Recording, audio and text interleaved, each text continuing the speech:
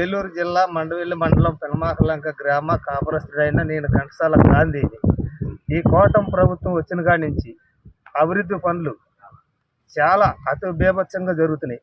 పవన్ కళ్యాణ్ గారు వచ్చిన ప్రభుత్వంలో సిమెంట్ రోడ్లు కానీ, మామూలుగా మరమ్మతు రోడ్లు కానీ, గుంటలు కానీ, లేబర్ కానీ అనేక మంది కూడా ఇవాళ మంచి నీట్గా మంచి పని అవుతుంది. అందరూ కూడా సంతోషంగా ఆనందంగా ఫీల్ అవుతున్నారు జనం ఈ రాష్ట్రంలో.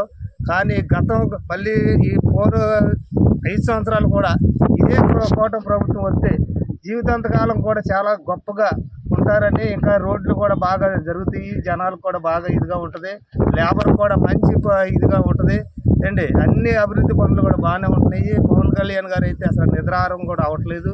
జనాలకు బాగా ఎప్పుడు న్యాయం చేయాలన్న పోరాటమే కదా తప్ప ఆయనకి రెండో పని లేదు. జనం గురించి చాలా ఇదిగా ఉంటున్నాడు. లంక గ్రామాలు కానీ ఇంకోటి కానీ అసలు ఎక్కడ పడితే అక్కడ ఏం జరుగుతుందంటే అక్కడ తెల్లారిపాటికి ఎక్కడ అన్యాయం జరుగుతుందంటే అక్కడ తెల్లారిపాటికి వచ్చేస్తున్నాడు ఆయన.